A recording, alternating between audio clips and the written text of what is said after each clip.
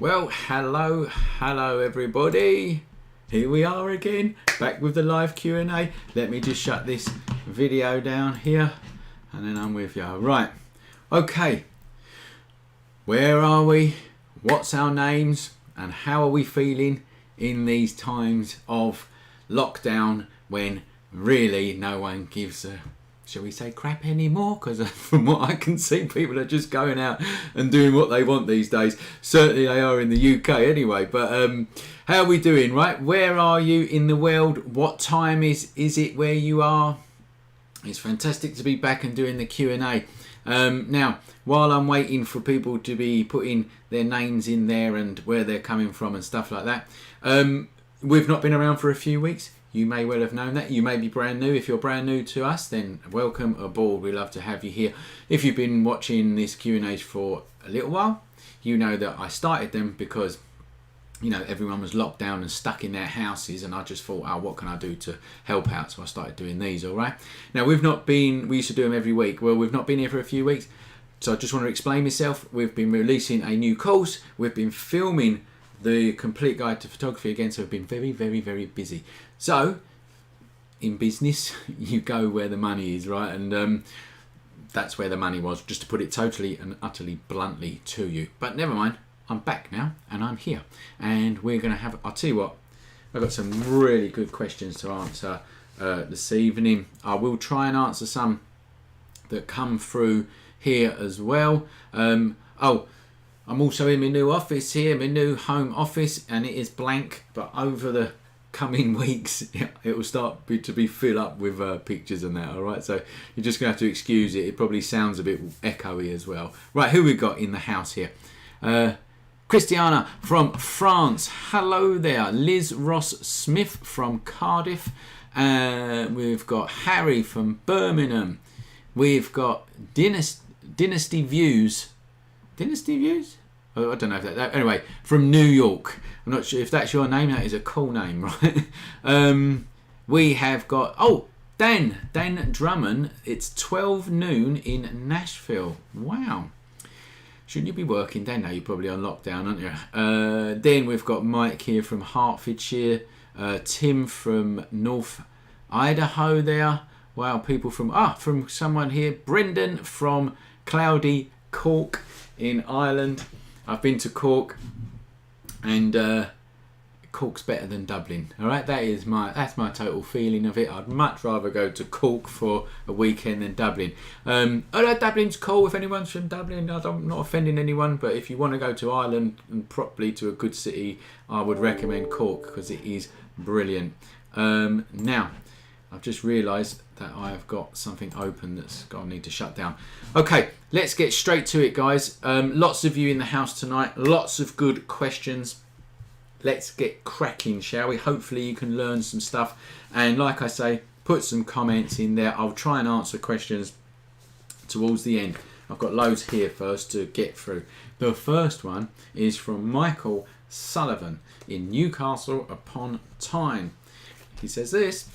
Hi, I have watched quite a few videos on how to do bracketing, and they have all done stops under and stops over. But I've watched one of your videos and you only seem to do so many over and so many under and not both. I'm kind of reading between the lines of what you're saying here, Michael. I think what Michael's saying here is he's watched videos when people do bracketing and they're bracketing it in one stop increments, both ways, above and below. And you may well have watched my long exposure video, and I've probably done them at 2 stops either side, or probably 1.5 stops. I can't remember, right? And it basically says here, is there a standard way of doing it, or does it just depend on the circumstances, right? Well, there isn't no standard way. As with anything in photography, it's whatever's going to suit you at the particular time. I'm going to show you some examples because it's going to be much easier to show you stuff than to try and explain it. All right. Let's go over into Lightroom here and let's do that. And now we're over in Lightroom, I believe. Just let me know if we're not. I think we are. Looks like we are to me. Anyway, here we go. Now, So here we go. I've got lots of bracketed shots here, right? Now this one here is a bracketed shot in them one stops. So this is what Michael was talking about, all right? So this is one stop increments. So actually I'll go from this way. So that's the brightest one, and then that's one stop darker, that's another stop darker, and that's another stop darker, okay? So that's how you bracket the shots. So some are brighter and some are darker, simple as that. And then you merge them together and it creates a perfectly balanced shot, so you get really nice kind of even tones down here and in the background over there as well. And that's why you bracket a shot. That's done in one stop increments, that one. Now, you don't have to do it in one stop increments. Now, when I shoot directly into the sun, which could be the one that you saw, I normally do it 2 stops either way. So if I've got the time, and I might do it 1 stop and whatever else, and you get a really extreme kind of bracket. But that's all you need, right? You don't really need, you know, loads of half stops and 1 stops, and it just clogs up your camera card, slows down your computer, right? What you need is detail in the shadows and detail in the highlights and detail in the midtones, right? 3 is what you need. Yes, you can do 5, you can do 7, all right, but you only really need 3. Now, I have done this for years, and I've done bracketed shots with 5, and I've done bracketed shots with 7, and I've had the same results with 7 shots than I do with 3 shots. The problem is when you do it with 7, Christ, it slows your computer down, and I've got fast computers, right, and it really does slow your workflow down. So I normally stick to just 3. I mean, here's another example here, Michael, here, this one here, this is an extreme example. Look how dark that is. That's because I'm shooting right into the sun. So I shot this for the sunset here, right? And then this is the light version of the bracket, and I shot that for this here. Ideally, I should have really gone a bit brighter, to be fair, and then I've got sort of a middle ground. So here I've got detail in the sky and some detail in the ground. Anyway, processed, it looks like that, and that's an absolute extreme, you know. So you don't, what I'm trying to say to you is, you don't need 5 brackets at 1 stop each. It's all about knowledge, Michael, right? It's all about knowledge. If you've done this a few times, then you know when you're shooting into the sun like this, that a 2 stop darker and a 2 stop brighter and a 1 stop in the middle is going to get you the shot. You know already, so you just don't bother doing the rest. I suppose, you know, that's it really. But anyway, I hope that's answered your question. I'm going to go back to camera, and don't forget here, guys, there's probably other people here as well that do bracketing and whatever else. Whack it in here, you know, whack it in the comments here, and give Michael some advice as well. You know, why not? This is what we're here for. We're all here to help each other out. These live Q&As, they're free for you guys, so help each other out, all right? Okay, that's Michael's bracketing. Hope it's helped you out. Next one is from Rita Smith in Malaysia. That's a bit of a difference from Newcastle upon Tyne, isn't it? It says here, is it safe to store my photos on an external drive, and which ones should you get? Yeah, of course it's safe, you know.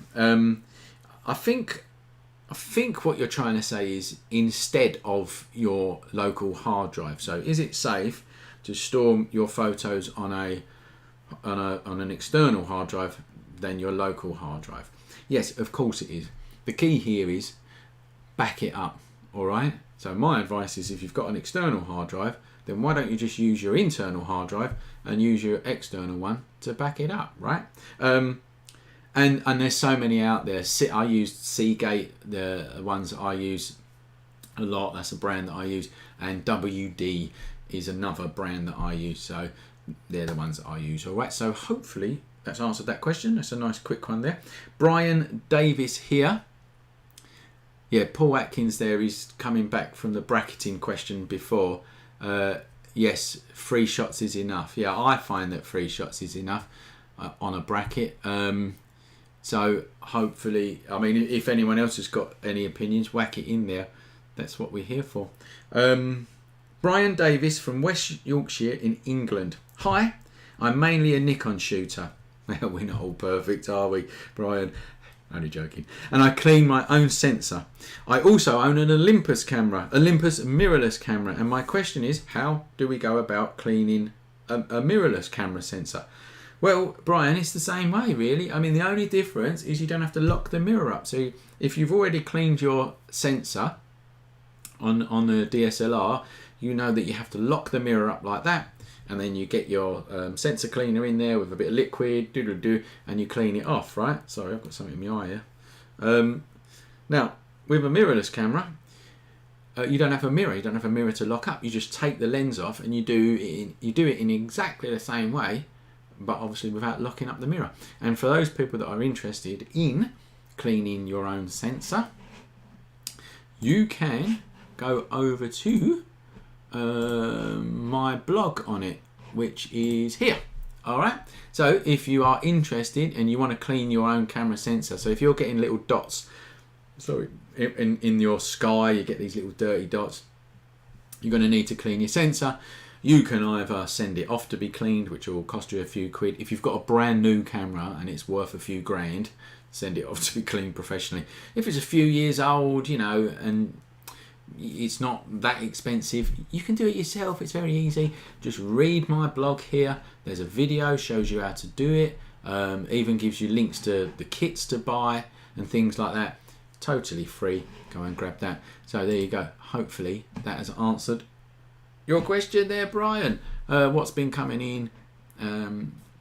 Do you have a specific video for bracketing, asks Paul Kurzweil.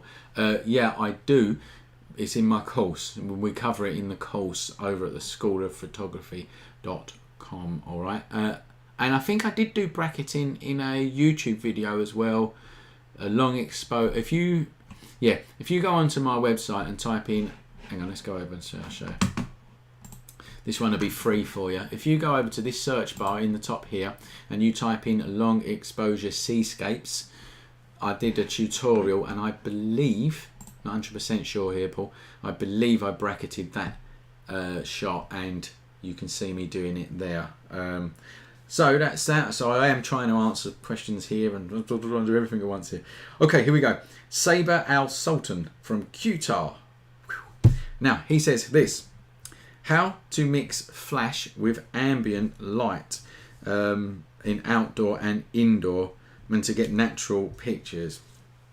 So we cover this on our course, and I'm going to show you the pictures now. So basically, how do we balance flash with ambient light? I'm going to go into Lightroom now and I'm going to show you. Okay, so here we go. We're over into Lightroom here, and here we go here. All right, so firstly, let's talk about this, right? So this is just a shot, a normal shot, and the sun's in the background and whatever else, and you can see, you know, it's come out a bit dark. Now, to balance flash with ambient light, and just to try and explain this to anyone who don't know, this here is your ambient light, okay? Your ambient light is, well, everything around you that's giving the light. Your flashlight is obviously this, watch. So that is the flashlight, okay? So here's the flashlight, and here is the ambient light, everything else. Flashlight, everything else. Now, when you're using that when you're outside, you have to balance that out, you know? Otherwise, that's going to happen, okay? So let's have a look at this. So this shot is quite simply a fill-in flash. So the flash is exposed correctly to the face, and the ambient light has been exposed correctly as well. And you mix them two together, and here it is. It's in a picture, okay? So it's too long to explain in this actual video how to measure all the light. You know, we cover that in our course. That's why you do a course, all right?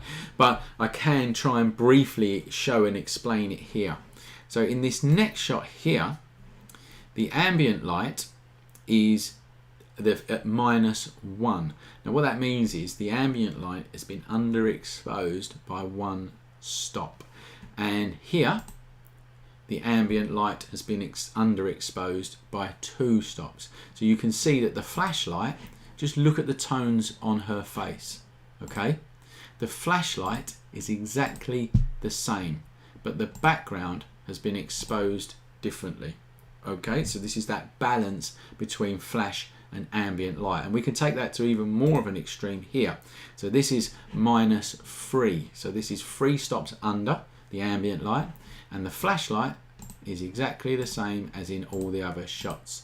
And then we go a little bit more creative here. This is a real fashion type of technique here. This is where the flash has been overexposed by 1 stop, and the ambient light has been underexposed by 2 stops. And what you're getting here is a slight bleaching of the skin. And you know, you see this in fashion magazines all the time, because obviously it bleaches out the skin. So here is a normal flash exposure, and here is 1/. Okay, now the question is, how do you balance that out? Well, you need to measure it. Okay, so you need to measure that ambient light, and let's just say that it is, I don't know, it's f8 is the correct exposure for that ambient light, right? Then you need to drop that down by 2 stops. So if, what did I say? F11? I think I said, well, let's say f8, right? I can't remember what I said. So let's just say the background is f8. So you drop that down by 2 stops, f8, f11, f16, right? Done. That means that you have underexposed the ambient light by 2 stops, and then you make sure that the flashlight is exposed correctly for the face. So that means that the person comes out correctly exposed, but the background comes out underexposed. Now, like I said, it would take me hours to try and really get into that. That's why we do a course on it, and we've got this whole lesson called Balancing Flash with Exposures in our Complete Guide to Photography course. But hopefully that's given you some kind of insight into that technique. All right, let's go back to camera with me. So that's that one. So hopefully Saber, that has answered your question. I don't know if you're in the house. If you are in the house, let us know. And Rory Hennessy's in the house, still haven't received my bottle of brandy. He's from France. And oh, Joe's is saying you covered it in Lightroom as well. Yeah, thank you very much. David from Israel, welcome aboard here. And yeah, let's crack on. Let's crack on to the next one. The next one is from Alan Earl from Bury St Edmunds. Are you in the house, Alan? Let us know, please. And he says, oh yeah, I'm using a Fuji X-T2 with a macro 80mm lens. Here we are. And currently I'm having little success in capturing pin sharp shots of a bumblebee.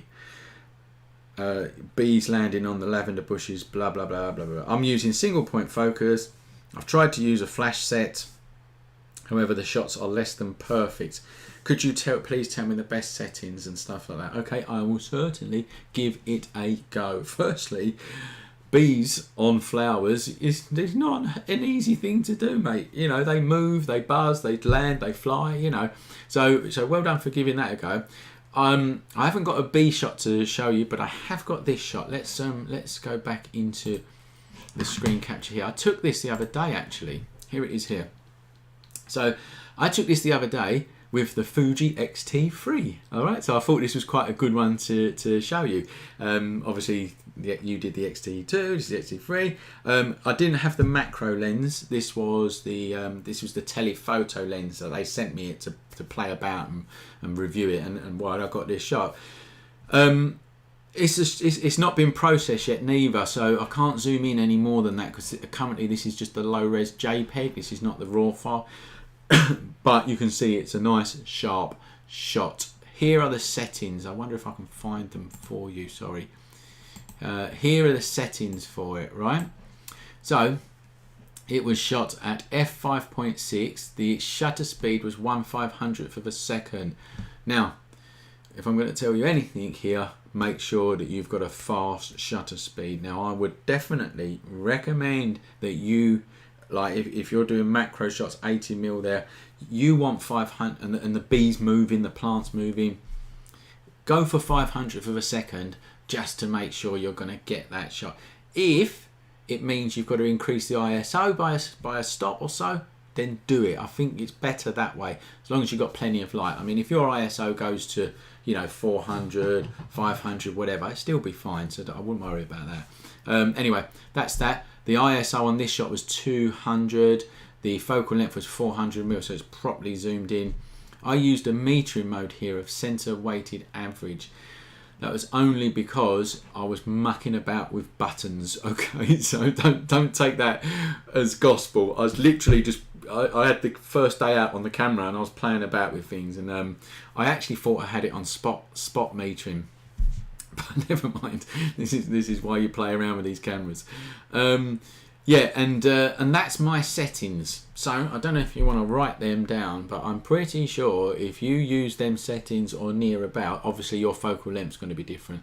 But if you use that aperture and that shutter speed and that ISO, if you can get it, you should be all right, to be honest with you.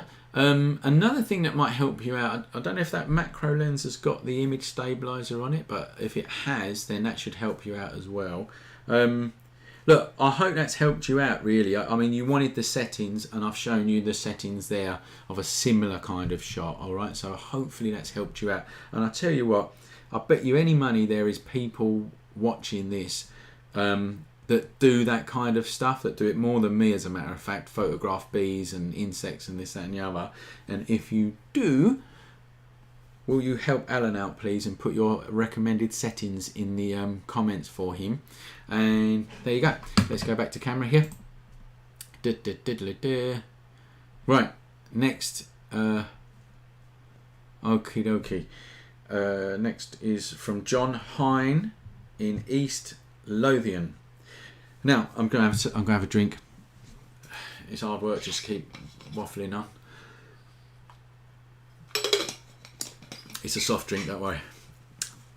Now, I have worked through 2 of the courses up to this stage. Oh, 2 of my courses. Oh, thanks. Oh, thanks, John. Well done. Of post.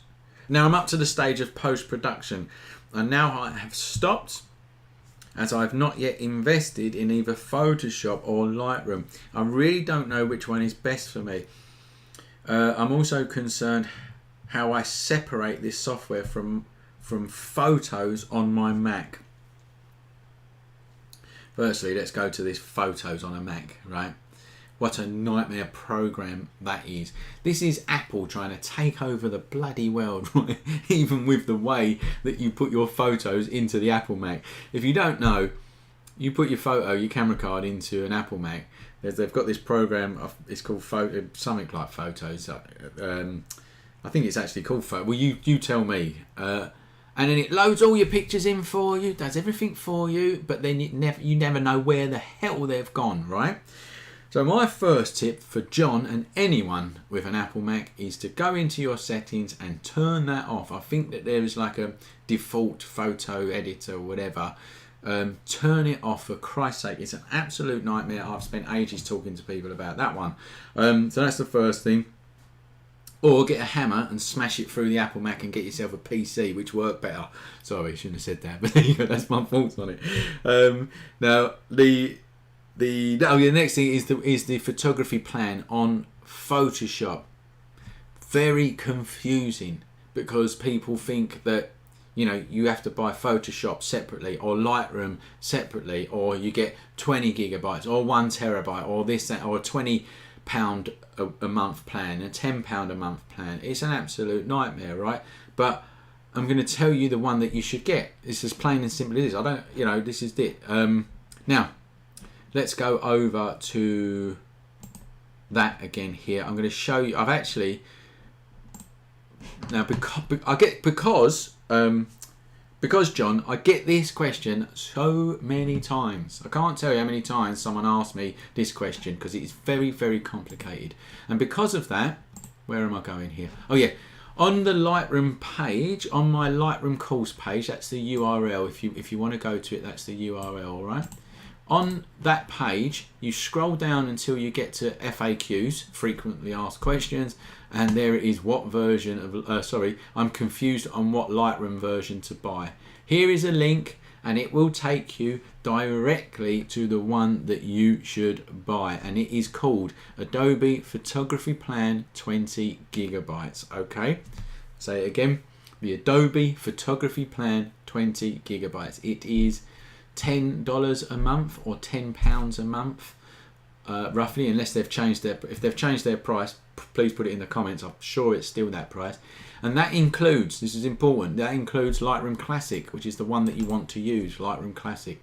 It includes Photoshop, it includes Lightroom CC, so if you do want to do stuff on your mobile phone or your tablet when you're out and about, that's what Lightroom CC is for. It's a mobile version. And you get some other stuff with it as well. Oh, and you also get 20 gigabytes of stuff that you don't 20 gigabytes of storage, which you don't need, right? Because people have got OneDrive, they've got Dropbox, they've got external hard drives. So why you need to go to the 1 terabyte plan, I don't know. So just get that one, all right? There you go. I made it really easy for you. Photography Plan 20 gigabytes. If you want to link straight to it, you go to my Lightroom course, and that will literally link to the page where you get it from. Hopefully that's helped you out, John. And it's an Adobe total package, isn't it? Yes. Sorry, I'm reading things as I go here. So Patrick Van Rossum here. It's an Adobe total package, isn't it? Yes, it is. So you cannot buy Lightroom on its own. You cannot buy Photoshop on its own. It's the package that you buy. And it's actually really good value for money, as a matter of fact. I know that people don't want to spend £10 a month and whatever else. It is good value for money. You get so much with it. Obviously, you've got to use it. That's the problem. You know, I'll tell you this. If you use Lightroom once a month, it's going to save you about an hour. So is £10 an hour worth your time? There you go. There's my thing. I don't work for Adobe. Do you know what I should do? If anyone here knows Adobe, tell them that they need to pay me some money, all right? Okay, let's move on to the next one. What we got coming in here? Yeah, £9.98 per month with regular updates. There you go. So people are helping out here. This is what I love about this lovely community that we've got here. Everybody helps everybody out. Right, Ellie Tyler from New York. How's it going out in New York, you know? We've seen that on the news a lot over here, as a matter of fact. But anyway, I hope you're doing well in there in New York.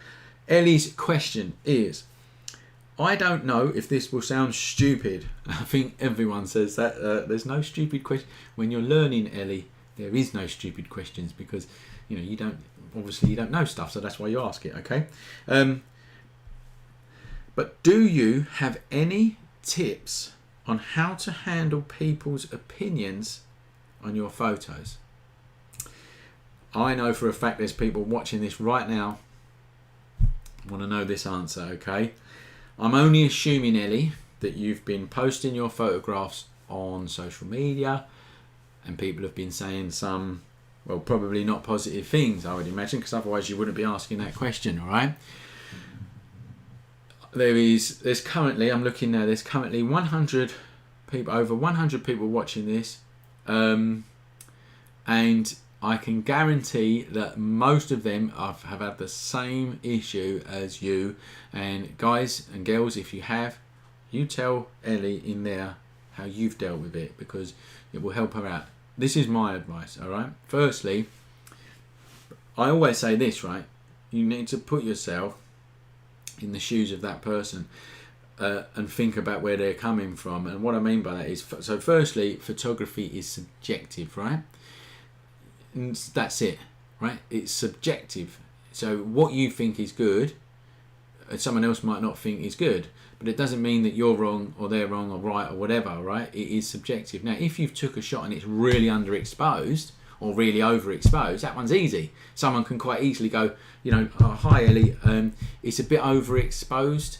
You know, try to wait for the sun to go down a bit, or whatever, or shut your aperture down a little bit. That type of comment, there's absolutely nothing wrong with that type of comment, I think.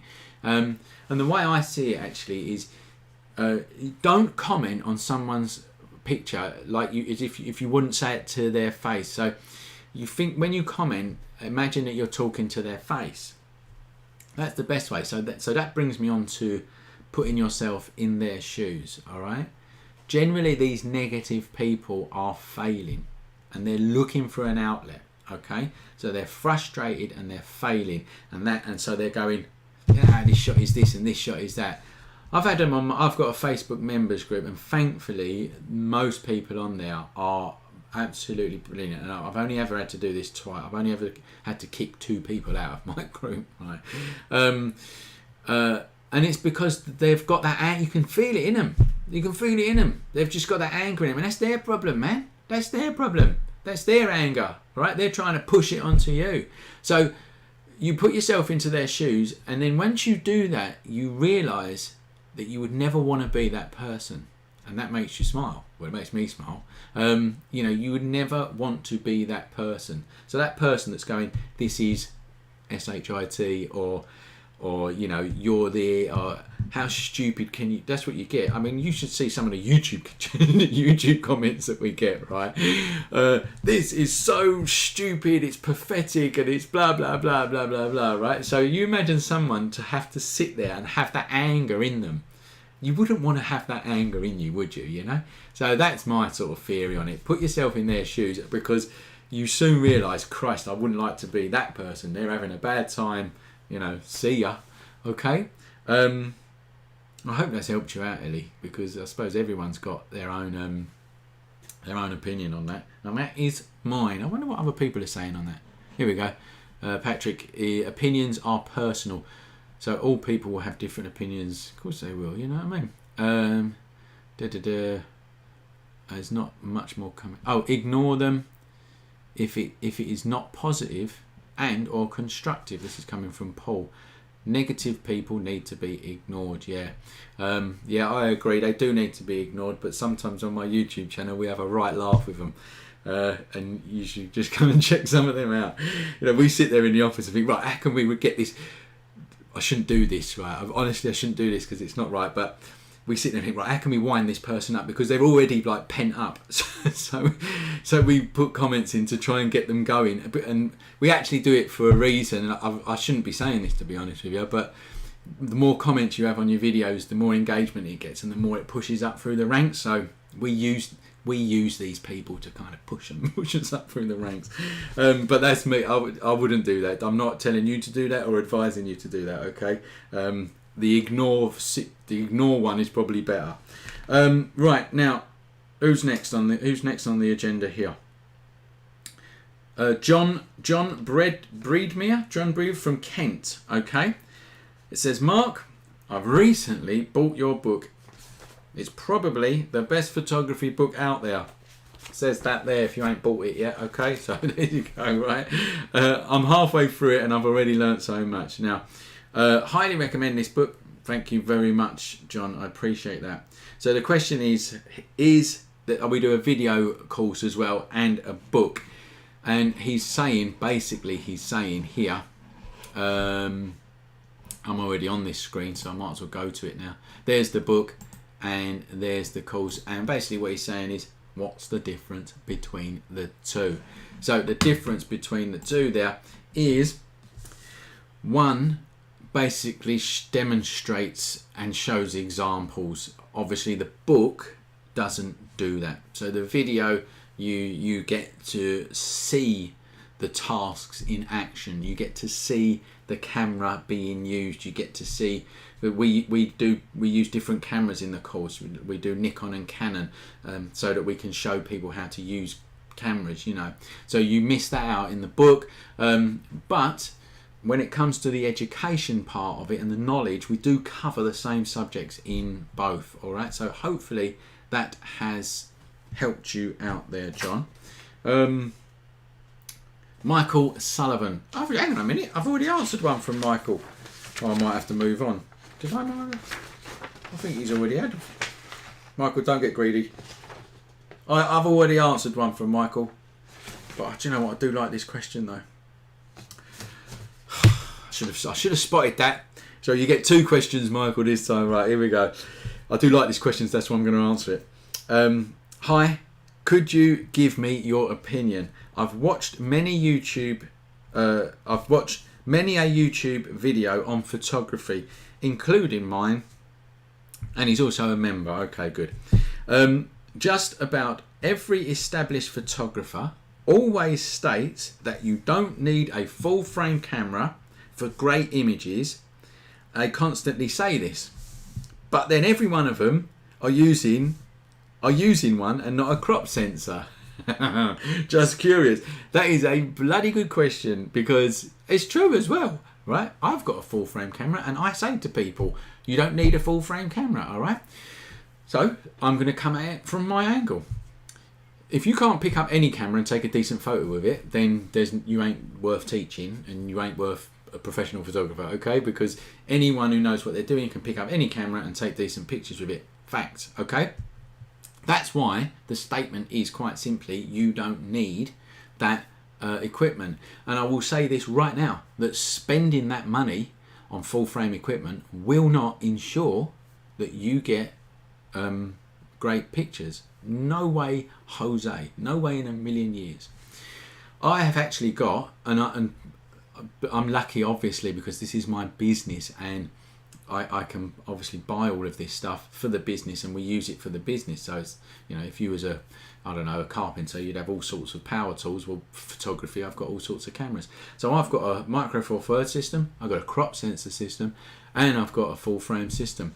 I use the full frame system when I want like real high quality in the image, and what I mean by that is if I'm going to I suppose a really good example is portraiture. So if I'm going to do some portraiture, like some face shots, and I know I'm going to retouch them, you know, like blend the skin and brighten the eyes and all that. Now you can do that on every single system for Micro Four Thirds and this, that and the other. But you do get more detail in a full frame image. It's as simple as that. I will say this though, I've been using the crop sensor now. Fuji sent me some stuff and I've been playing with it, right? And it's really come on a long way since the last time I used a crop sensor camera, right? Oh my god. I was pulling out shadows that I never thought that I could pull out, and there was no noise in the image. Okay, so the crop sensors come a long way, but it literally boils down to this. Okay, right, here we go. I'm going to give you a really easy example. Okay, there's a piece of paper and it is that size, and the light is hitting it. That means that it's capturing that area of light. Let's double that. Double the light, or double. Not the power of the light, but double the sort of light beams. Double the light beams, that's a good one. Double the light beams is now hitting that piece of paper. Therefore, there is more information there. Let's open it up again. Double the light beams is now hitting that piece of paper. Therefore, more information is being captured. So it's not actually rocket science, right? You are going to get more information with a full frame camera. So if that's what you want, then that's what you go for.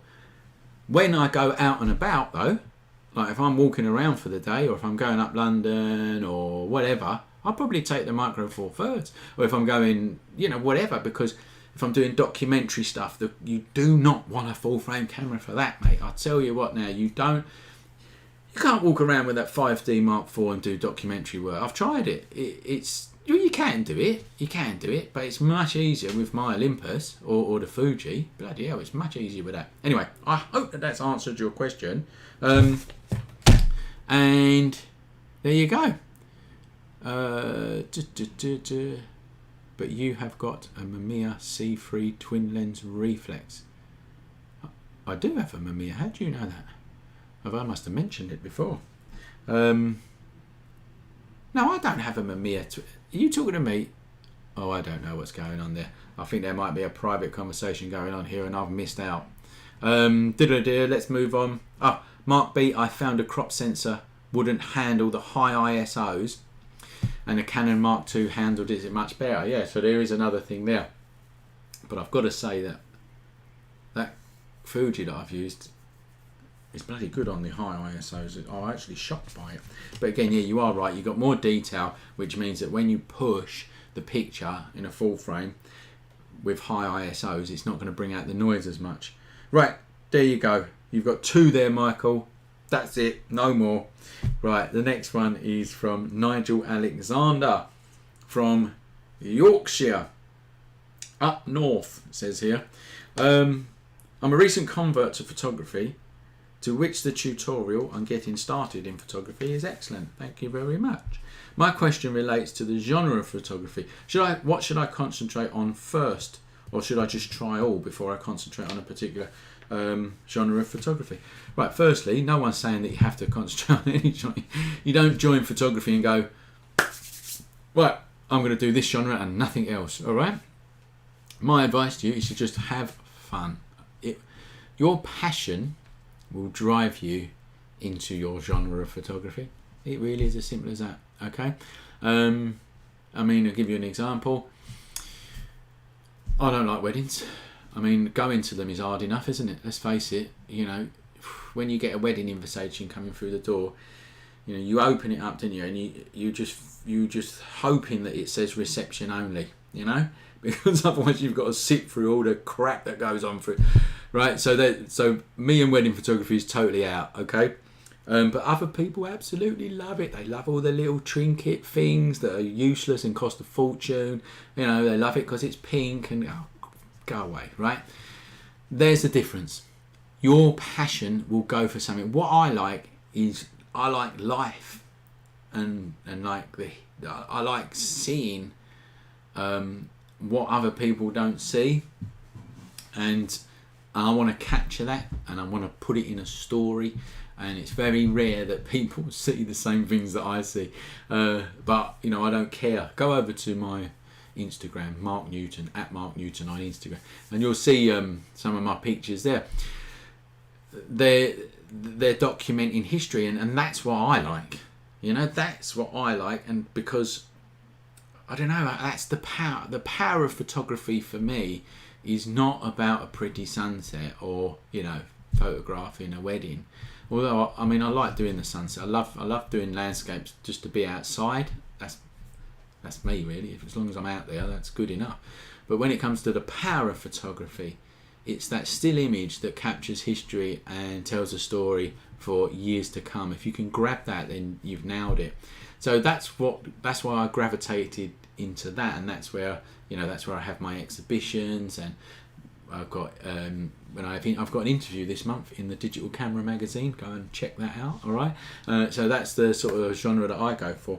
So my answer to you is, you know, it will let it dictate you. Just go and have some fun and let it dictate you. All right. Don't take it too seriously to start with. You know, have fun, but challenge yourself as well. Don't just do things because they're easy. I'll go down the beach because it's a 5-minute walk. All right, that's easy. You know, challenge yourself. Set yourselves a task. You know, go and, you know, my challenge this month is to do astrophotography or whatever. I don't know, but hopefully that has helped you out there, Nigel. And we are running out of time, so I'm gonna get your questions in. I'm going to do one more question that I want to answer here, and then I'm going to look through the comments. All right.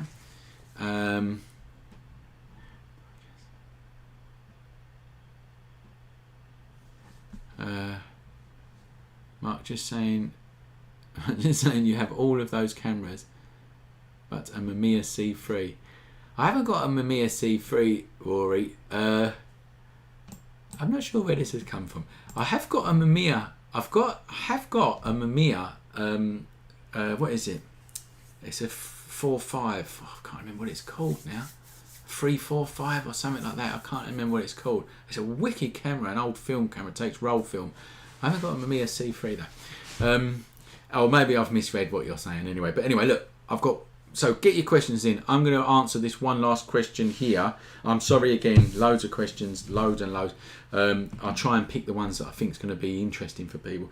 This one is from Sue Gilmore from Sudbury. I like this question, right? Because what she says is, she said, I'm enjoying the TSOP Photoshop course. Thanks, Sue. And I'm steadily working through it. I could do with more instruction on dodging and burning. Okay, now we do cover that in the course, but we don't cover it that much. And this is why because I really enjoyed it when I was in the real darkroom. So when you was in the real darkroom, dodging and burning was part of the parcel every day. Dodgy, burny, dodgy, burny, dodgy, burny. That was it, right? I started in the darkroom, so I know, right?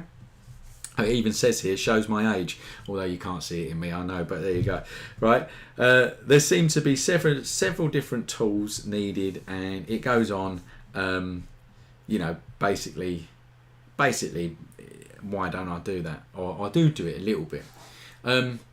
So the world has come on a lot since dodging and burning days. There are better ways to lighten and darken pictures in Photoshop. Dodging and burning still works, but there are better ways, and I thought, how can I show you? Well, I'm going to try and do an edit in Photoshop and look at the difference between dodging and burning, all right? Because you're also writing about masking here as well, which obviously we cover a lot in the Photoshop course, because you know, masking is a whole massive part of Photoshop, right? Let's go in to Photoshop. Let's open up an image here. Where is it? Dodge and burn example. So I've got this picture here, right? It's just a normal picture, nothing fancy. Took it in the New Forest. It's probably a little bit dark. I'm going to right click on it, and I'm going to go to edit in Adobe's Photoshop, okay? And then hopefully it won't leave me ages. Oh, there it is. Okay, so here we are now in Photoshop, right? Let's zoom in a bit. Okay, so dodging and burning is making things lighter and darker, okay? This is quite a good shot for that, because, you know, the sky is very dark here and it probably needs to be brightened up, but it doesn't need to be brightened up around here.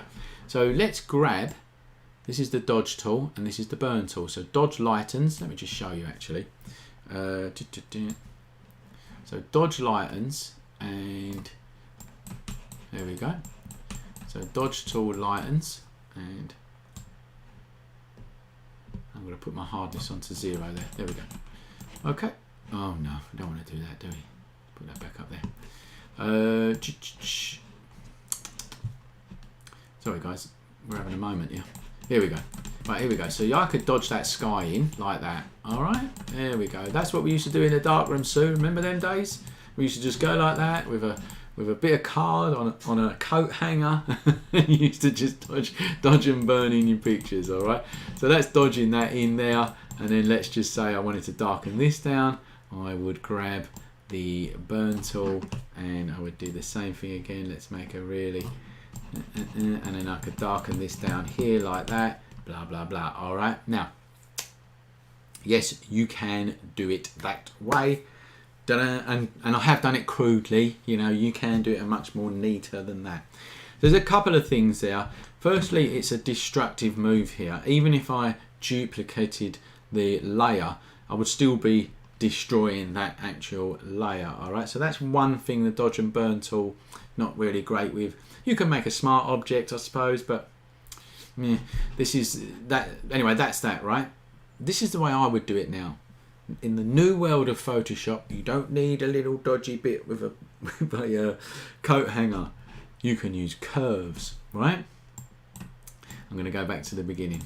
Here we go. So that's the original picture. Okay. Now, if I grab a curves adjustment layer, so let's go curves adjustment layer here, and let's brighten up the shadows like here. There we go, like that.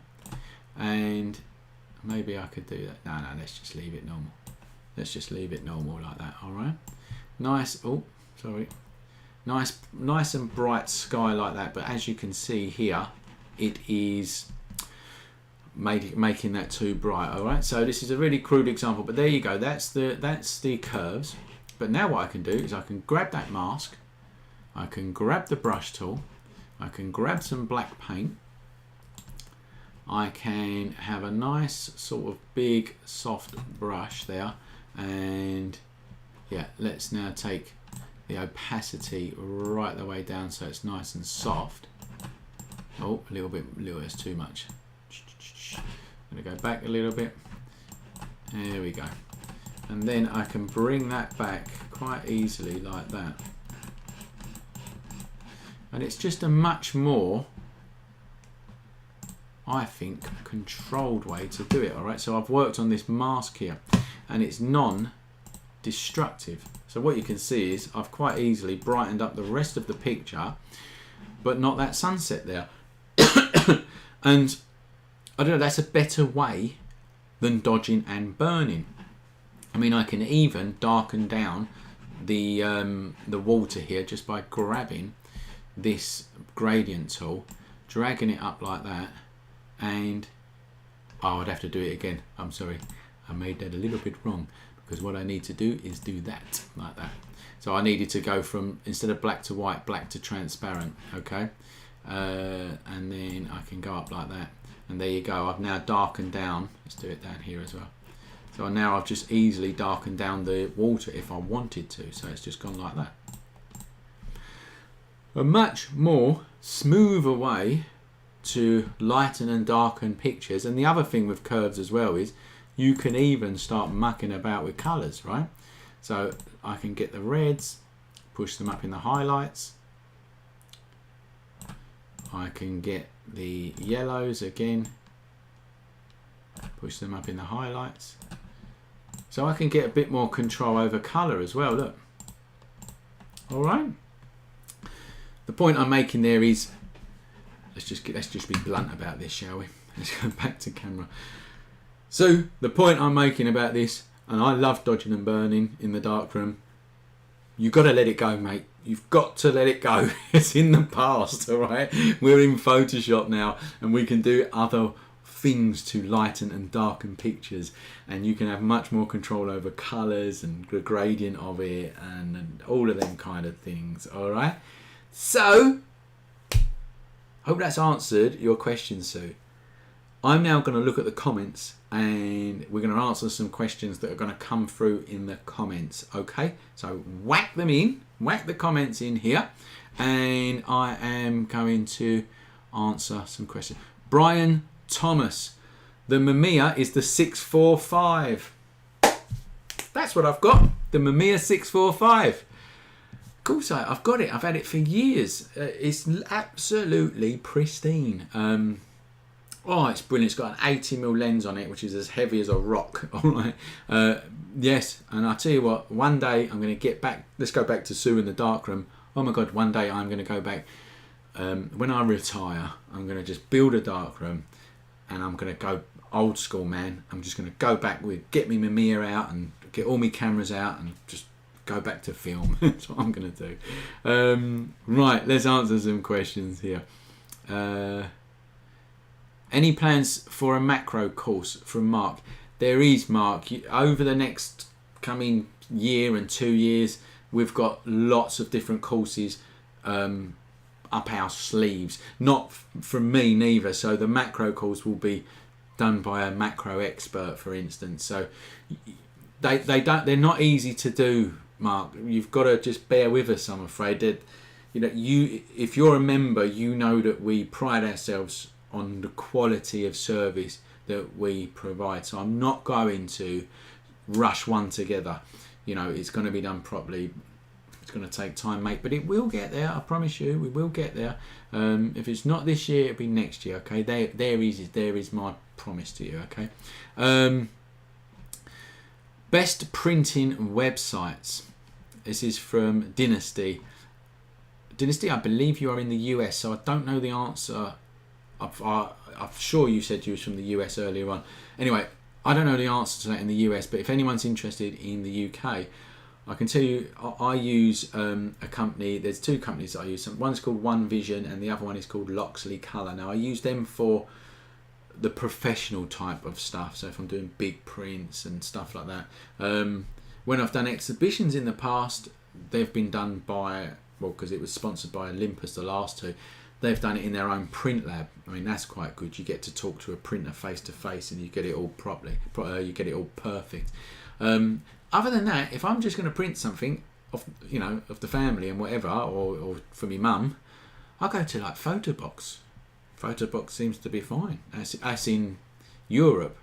Do you have Photobox in America? Oh, I don't know. But anyway, how can I explain it? Someone explain Photobox. It's just like a massive company that churns out loads of pictures. There you go. Oh, Diego, what is your favourite picture of all time? Come on, I don't know that. I could sit here and say cheesy things like that the birth of my child and all that kind of stuff. But there is a picture by Eddie Adams which I really do like. Maybe actually I saved that for another video, but it's called The Execution in Saigon, and it's a really famous picture, and it's said to have stopped the Vietnam War, or it's certainly one of the pictures that did stop it. It's got such a good history, and it was such a moment in photography that it's almost godly, if you like. It's almost like it was meant to be done, because to press the button, the shutter, at that particular time, just to put it in a nutshell, it's a picture of someone getting shot in the head. Okay, there you go, right? And it was published all over America, front page newspapers, blah blah blah, right? That is a photo and a half. I mean, because of what it did. It just shows you the power of a photograph. Do you know what? I'm going to do a YouTube video on that photograph. Keep it tuned.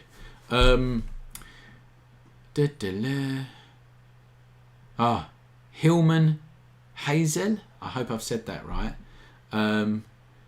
20M. So, anyway, whatever. I've done photography for 9 years and I've suddenly lost all motivation for it. It was the only way I could vent out my emotions. Any tips on how you could help motivate a once driven photo enthusiast? Well, firstly, like I say, we've currently got 108 people watching this. Let's help Hillman out. Let's help this guy out, all right? Because we've all been there. If you've ever been demotivated, what's motivated you? The first thing I would say to you, Hillman, there is it's going to happen to everyone. It happens to writers, photographers, artists. We all have them periods of time when we just go, ugh. And you have to remember what you're in it for. And every now and again that comes to you. You know?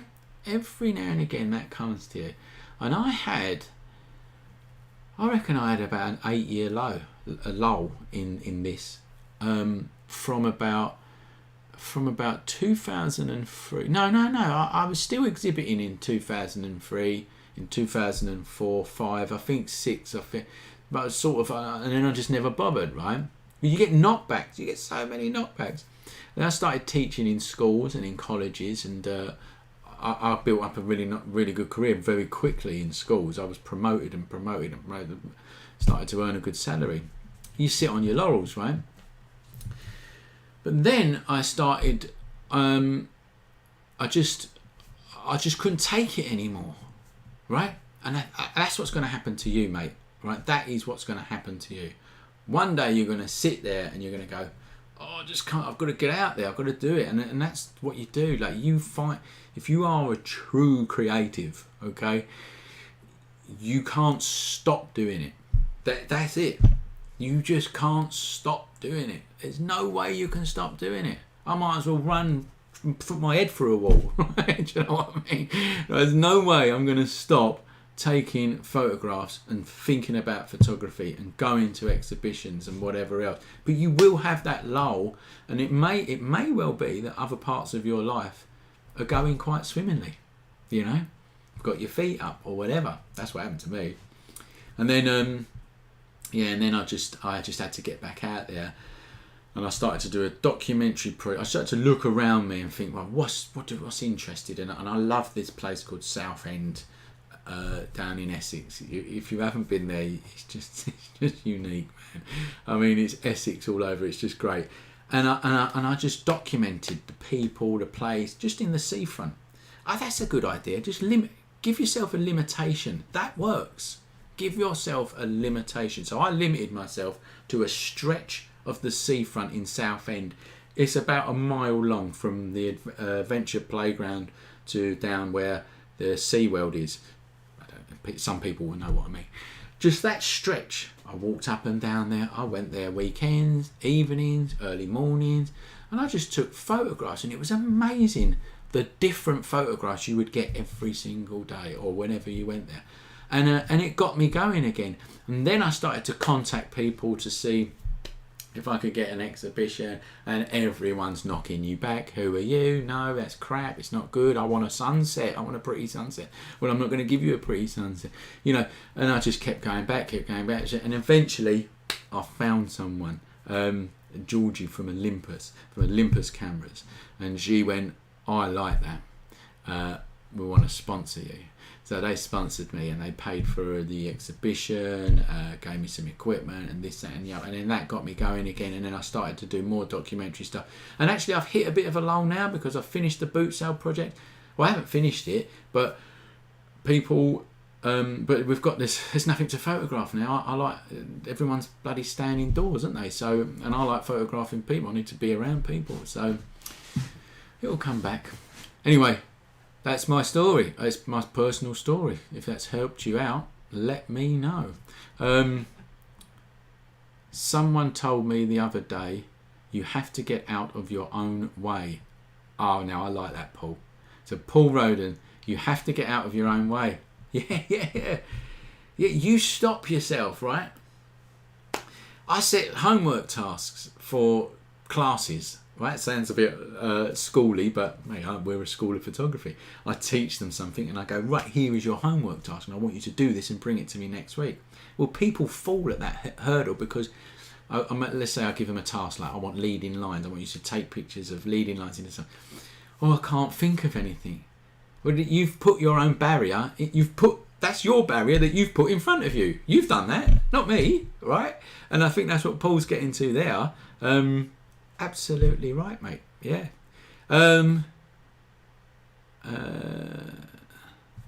Okay, here we go. There's lots of other stuff here. I don't think it's now 7:05, guys. It's now 7:05. Is there one more that I can see? Look, I can't read them. I did too quick. I can't read them all. Listen, I'll tell you what I do need though. I need to know if you want this back, right? I'm going to put it totally bluntly for you, right? These live Q&As I love doing. They don't bring money into the door, okay? Now, I've got wages to pay, obviously, and I've got business to run. So they kind of go on the back burner whilst we're doing other things that bring us money, all right? That's totally honest. I've just got to be honest with you, all right? But I do like doing them if people are going to turn up and watch them, okay? So I need to know, first of all, in the comments, should we continue this? I might start doing them monthly. And if you do want them, then you want to know when the next one is, you're going to have to sign up to our mailing list. It's really easy to do, actually. Watch, I'll show you. Just go to the bottom of any page on our website and fill out this form. And then if you fill out that form, we will send you an email that says our next Q&A is blah, blah, blah. All right. So let me know if that is something that you want to do. Right. It is 7:05 now. So I've took up an hour of your precious time. I don't want to take up any more. I hope you have a great rest of the evening. I do hope you're staying safe. Like I said, in the UK here, we've kind of gone a little bit relaxed. The pub down the road to me is actually open. Right, so there you go. That's how relaxed we're getting in England. And don't we need it? We need the pubs to open, man. Please open the pubs. Anyway, guys, it's been a pleasure. All right, it's been an absolute pleasure, and I will see you on the next one. Thanks.